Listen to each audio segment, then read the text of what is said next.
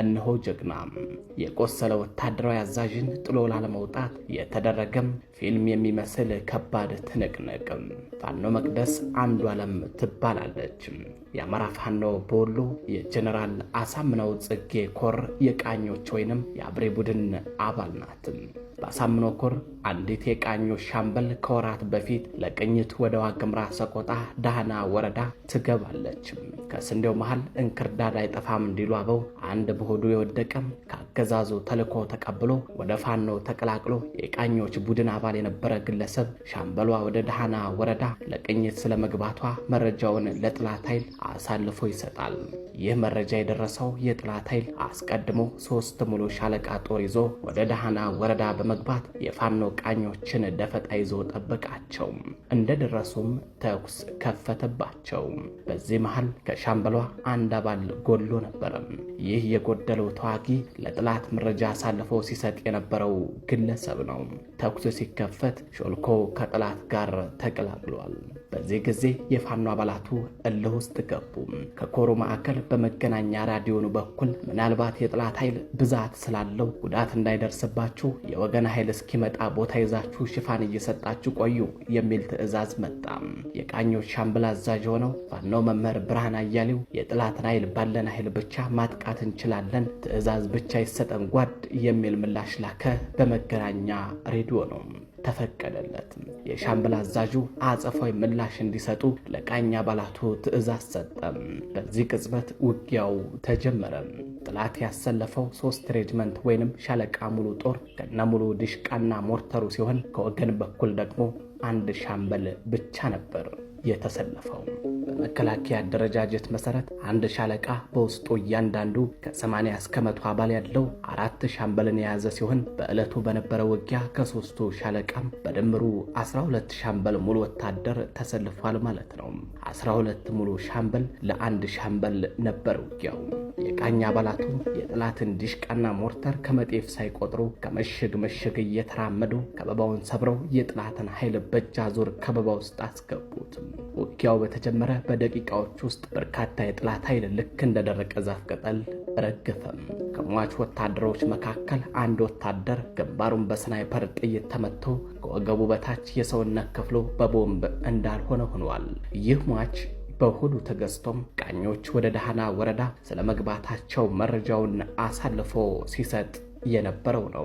የዳህና ወረዳ ኮረብታማ ስፍራዎችን ልክ እንደ ቤታቸው የሚያውቋቸው የፋኖ አባላቱ የጥላትን ኃይል ዙሪያውን ከበው መግቢያና መውጫ ሳጡት። በዚህ ውጊያ የሞተው ሞቶ የቀረው ወታደር ሕይወቱን ለማትረፍ ወደ አምደ ወርቅ ከተማ እግሬ አውጭኝ ፈረጠጠ።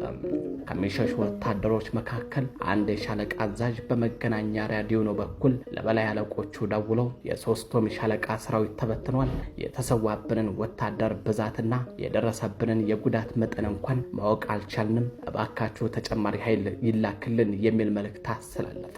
ይህ ምስክርነት የተሰጠው በዕለቱ ተማርኮ ከነበረም አንድ ወታደር ነው።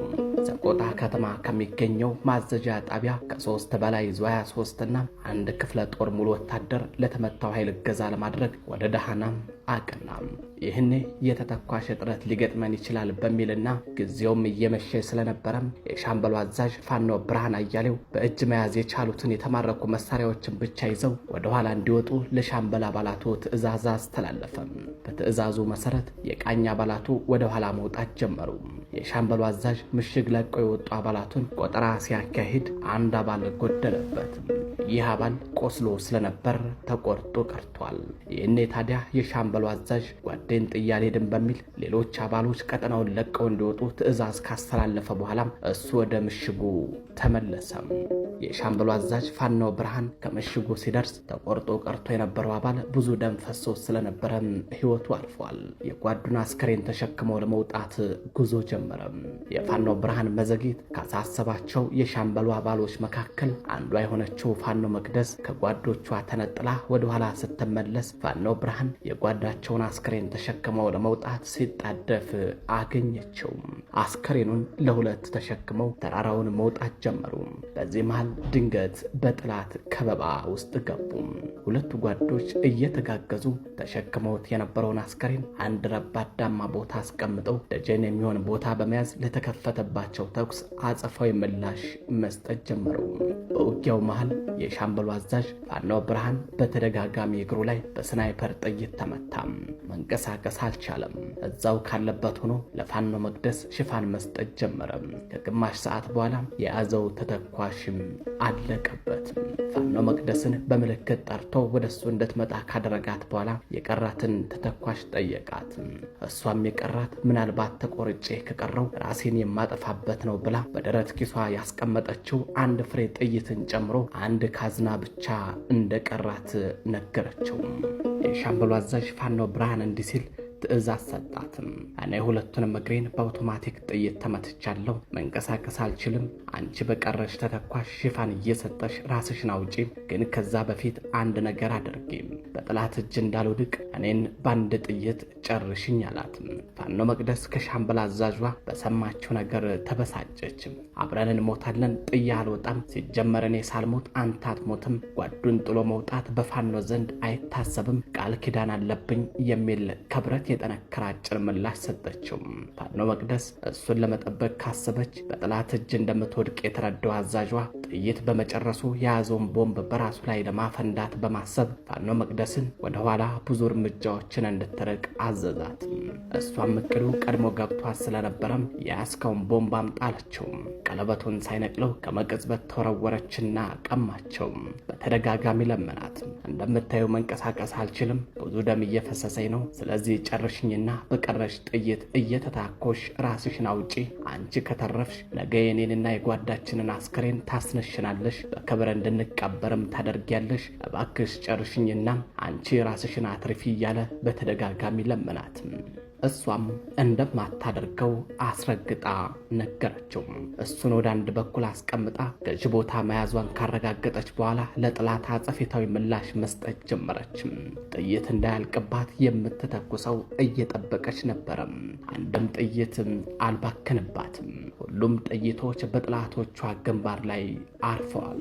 ጥላት መጠጋት አልቻለም። አካባቢውን በዙ 23ና በሞርተር ደበደበ። ግን አሁንም እግረኛው ጦር እነፋኖ መቅደስ ያሉበትን ቦታ መድፈር አልቻለም። በዚህ ሁኔታ ምሽግ እየገፋ ሄደም። ፋኖ መቅደስ ስራዋን መስራት ያለባት አሁን እንደሆነ ተረዳችም። ጨለማውን ተገን በማድረግ የቆሰለ ጓዷን ተሸክማ አልፎ አልፎ የተኩስ ሽፋን እየሰጠች ጉዞ ጀመረች። ጓዷን እንደተሸከመች በደረቷ እየተሳበች ጥላት ወደ እነሱ መጠጋት ሲጀምር ደግሞ ወደ ኋላ በመዞር የተኩስ ምላሽ በመስጠት አዳር ሙሉ ስትጓዝ አደረች። ሊነጋጋ ሲል የጥላት ቀጠናን ጨርሳ ልትወጣ ጥቂት ሲቀራት ቁም፣ ማንነትን አሳውቅ የሚል ድንገተኛ ትዕዛዝ ተሰጣት። ድጋሚ ከበባ ውስጥ መግባቷ ታወቃት። አጅሪት በጀርባዋ የተሸከመችውን ቁስለኛ ጓዷን ከመቅጽበት ወደ አንድ ድንጋይ ካብስር ካስጠጋች በኋላ እሷም ወደ አንድ የድንጋይ ቋጥኝ ዘላ በመግባት ቦታ እንደያዘች ድምፅ ወደ ሰማችበት አቅጣጫ ክላሿን ደገነችም። የቀደመው ትዕዛዝ ድጋሚ ተላለፈ። እርምጃ ከመውሰዳችን በፊት ማንነትን አሳውቅ፣ ዙሪያውን ተከባሃል የሚል መልእክት መጣም። ፋኖ መቅደስ አፍታ ሳትቆይ ድምጿን ጎላ አድርጋ በቃኝ ቡድን የሚጠቀሙበትን ኮድ ተናገረች። ከወደዛኛው ቡድን እሷ ለተናገረችው ኮድ ተስማሚ የሆነ ምላሽ መጣም።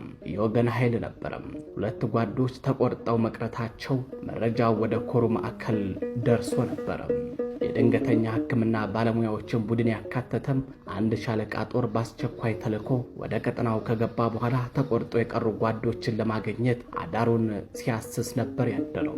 ንጋት ላይ ፈላጊዎቹና ተፈላጊዎቹ ጓዶች ሲገናኙ ምድር በአንድ እግሩ አቆመችም። እርስ በርሳቸው እየተቃቀፉ የደስታ እንባ ነቡ። የሕክምና ባለሙያዎቹም የቆሰለው ፋኖ ብርሃንን ተረከቡ። ለገዛ የመጣው የወገን ኃይል ፋኖ መቅደስንና የሻምበል አዛዡ ፋኖ ብርሃን አያሌውን ይዞ ወደ ማዕከል የሚያደርስ ኃይል ከመደበ በኋላም በምሽግ እንዳለ ተሰውቶ አስከሬኑ እዛው የቀረውን ጓድ ለማንሳት ግስጋሴውን ወደፊት አደረገ። ይህ የቆሰለ ወታደራዊ አዛዥን ጥሎ ላለመውጣት የተደረገም ፊልም የሚመስል ከባድ ትንቅንቅ ነው። ታሪኩ በጀግኖቹ ምድር በቅዱሱም በንጉሱም ሀገር ላስታ ላሊበላ የተፈጸመ ነው። መረብ ሚዲያም አማራ ፋኖ በወሎ ጀነራል አሳምነው ኮር በሚንቀሳቀስበት ቀጠና ተገኝቶ ከኮሩ ቃኝ ቡድን መካከል የአንድ ሻምበል አዛዥ የሆነው ፋኖ ብርሃን አያሌውንና ፋኖ መቅደስ አንዱዓለምን አነጋግሮ የወንድሟ መከታ የተሰኘ ዘጋቢ ፊልም አዘጋጅቷል። ዘጋቢ ፊልሙ ከሰዓታት በኋላ በዩቲዩብ ገጻችን የሚለቀቅ ሲሆን በድጋሚ